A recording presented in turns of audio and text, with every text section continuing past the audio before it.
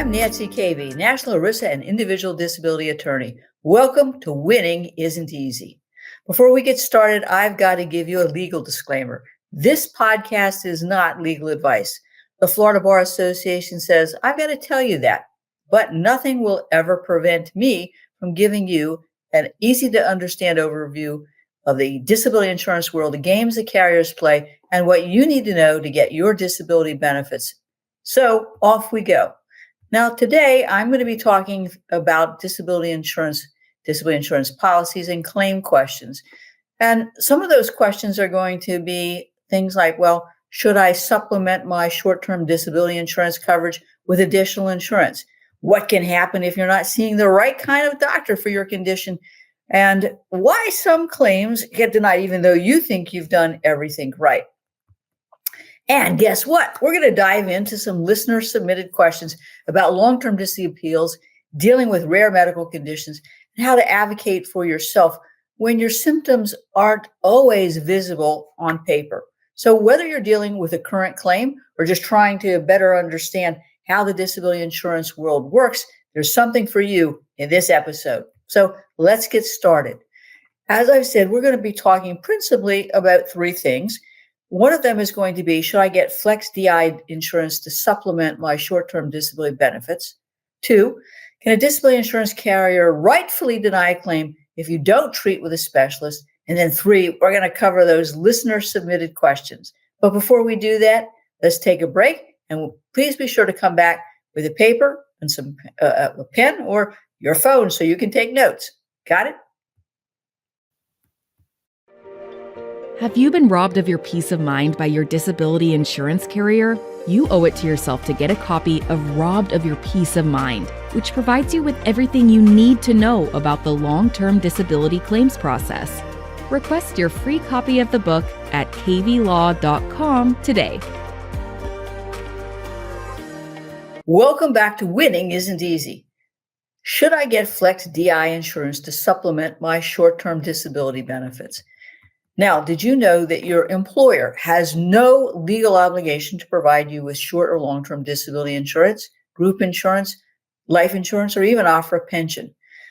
Now, many employees think that these are standard benefits that are legally required to be offered, but in reality, employers aren't required to offer any of this. Now, when they do, what I see is it is part of a competitive benefits package designed to attract and retain talent.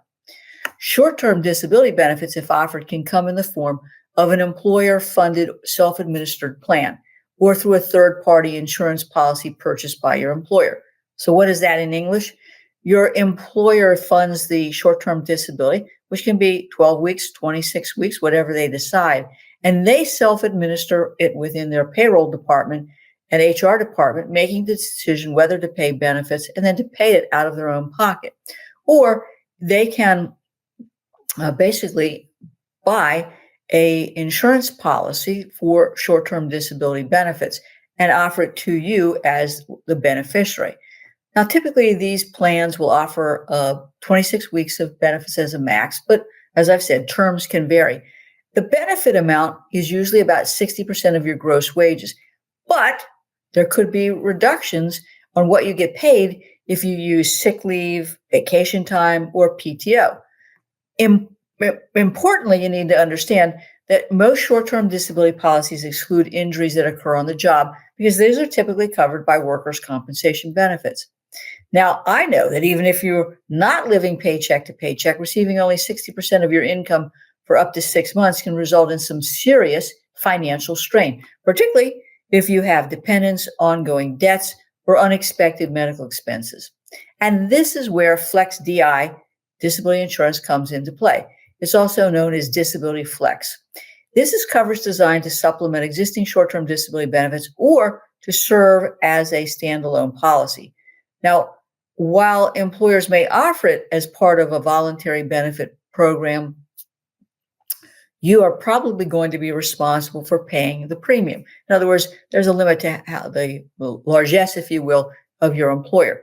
The good news, I think, is that Disability Flex is highly customizable and can be tailored to your needs, unlike traditional short-term disability insurance. when your employer offers you short-term or long-term disability benefits, you get what they have purchased, and you're considered to be the beneficiary of whatever that is. Disability Flex lets you customize the policy or plan to whatever your specific needs might be. So Flex DI pays a flat amount weekly, generally between $1,000 or $2,000, regardless of your income level. While short-term disability, as we've said, is a percentage of your what's called your before monthly income. And as an aside, let me say to you that the definition of before monthly income in these policies can really surprise you, because it may not include bonuses or incentives or production bonuses. It may be just based on your flat salary or a flat hourly rate based on your average earnings. I see all sorts of variations of this before monthly calculation, and people are really surprised when they find that out. But what the benefit of the Flex DI is that it pays that flat weekly benefit, as I said, between $1,000 and $2,000, regardless of your income level, and it goes directly to you. It doesn't get reduced by Social Security, disability, PTO, workers' compensation, personal injury protection benefits. So I think that's fantastic. Another customizable feature is going to be when the payment begins. That's called the waiting period. Now, traditionally in short-term disability world, benefits will begin to be paid after 5 or 7 days. But you could say, I want it day one. You can also customize how long you'll receive the benefits, and that's called benefit duration. You might be able to get it longer than those 26 weeks and maybe even up to a year or more. Also, you're able to tailor the amount of the weekly benefit that would fit your financial needs. So remember, if you're going to collect short-term disability, you only get 60%. You've got to make up that 40%, and that might be exactly what you want to do with the Flex DI. What's another income benefit, if you will? As I've said, there isn't any income offsets, so that you don't have to worry that you've gotten a certain amount of money for benefits. So let me give you an example. Let's say you were injured in an auto accident on the way to work. That's not covered by workers' comp normally. So you're eligible for your short and your long-term disability benefits. Short-term is only 60%.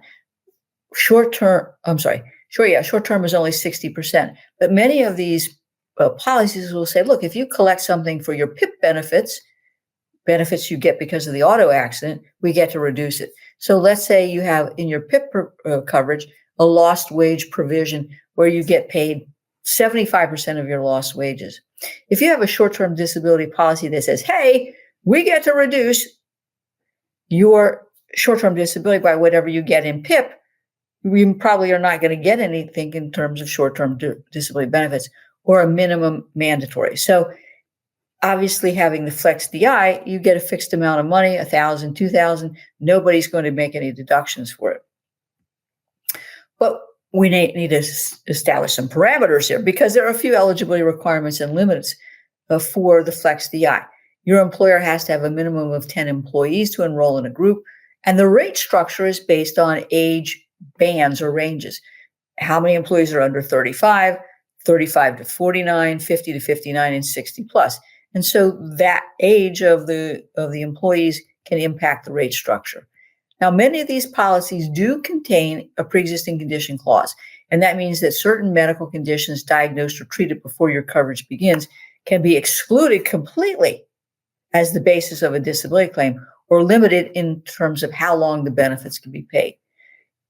Now, before you enroll in a Flex DI program, you obviously need to confirm with your employer that they offer it. And if so, what your options are, what your benefits levels are, whether there are any limitations or exclusions. I think that if your employer offers this Flex DI, that you should seriously consider it, because remember, the short-term disability is generally only going to be paying 60%, and that is going to result in financial difficulty for you. So you want to have some vehicle by which to make up that difference. So it's a critical tool in protecting your income and reducing financial stress. So what you are going to be doing is to evaluate your short-term disability coverage, understand what's being paid, how long it's going to be paid, whether there are any reductions, and then see if your employer offers this flex DI, figuring out then how to make up the difference between what short-term disability would pay and what you really need. It might be that there's just a small payroll deduction for this flex DI will make all the difference and could save you from a major income gap problem if you become disabled and unable to work. Got it? Let's take a break.